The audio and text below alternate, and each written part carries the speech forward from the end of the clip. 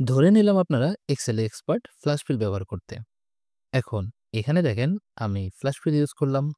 কি কাজ হলো? হয়নি। এখন এর কিভাবে ব্যবহার করবেন চলুন বিস্তারিত জানি। আর ভিডিওর শেষে আরও একটা টিপস দেওয়া থাকবে, তাই সম্পূর্ণ ভিডিওটা দেখে নিন। আর হ্যাঁ, আমার ভিডিওটা বিগিনার্স থেকে এক্সপার্টদের জন্য, তাই যারা এই ফ্ল্যাশ ফিল ব্যবহারে এক্সপার্ট তারা এখনো ভিডিওটা স্কিপ করতে পারেন। আর না হলে ভিডিওটা সম্পূর্ণ দেখুন। আসসালামু আলাইকুম। আমি আতিকুর রহমান। আপনারা আছেন এআরএল টিপসের সাথে। এখানে MS Excel, MS Word, Facebook, YouTube সহ বিভিন্ন ধরনের সময় উপযোগী টিপস ও ট্রিক্স শেয়ার করে থাকি।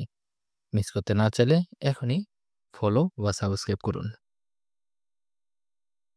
দেখেন এখানে আমার কাছে কিছু ডাটা আছে যা ফরম্যাটিং এ নেই, যা আমাকে প্রথমে ক্লিন করতে হবে।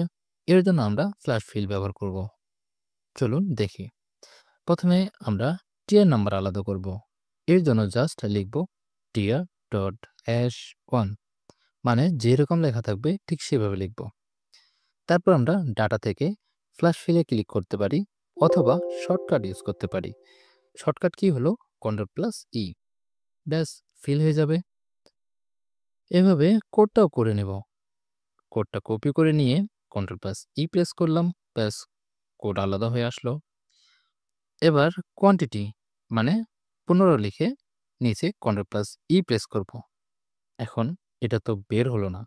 এখন উপায় হলো, যদি প্রথমে লিখে Ctrl+E চেপে না আসে তাহলে আরও 2টা লাইন লিখে নিতে হবে। দেখেন লিখে আমি Ctrl+E প্রেস করব, ব্যাস হয়ে গেল। এরপর নেম লিখে Ctrl+E দিলাম। দেখেন এটাও ফ্ল্যাশ ফিল হলো না। এর জন্য আবারও একটা লাইন লিখে নিব। তারপর Ctrl+E প্রেস করব, দেখেন ফ্ল্যাশ ফিল হয়ে গেল। এখন ধরেন আপনি নাম্বারিং 1 2 3 না ইউজ করে রোমান সংখ্যা দিবেন। এখন এটা দিবেন কিভাবে? এই রোমান সংখ্যা দেওয়ার জন্য আমরা একটা ফাংশন ইউজ করব। ফাংশনটির নাম হলো রোমান। ওকে, ইকুয়াল লিখে রোমান ফাংশনটি নিয়ে ফার্স্ট ব্র্যাকেটে ধরেন আমি 100 লিখব, 100 রোমান সংখ্যা বের করব। এর জন্য 100 লিখে ফার্স্ট ব্র্যাকেট ক্লোজ করে ইন্টার হিট দেব। দেখেন 100 এর রোমান সংখ্যা বের হয়ে গেল, মানে সি। এখন আমি পাশে দেখেন 1 2 3 লেখা আছে। এখন এটা পরিবর্তন করে আমি রোমান সংখ্যা ইউজ করব। এর জন্য ইকুয়াল লিখে রোমান ফার্স্ট ব্র্যাকেট, তারপর এই সেলটা সিলেক্ট করে দিয়ে ওকে করে দিব। দেখেন রোমান সংখ্যা বের হয়ে আসলো।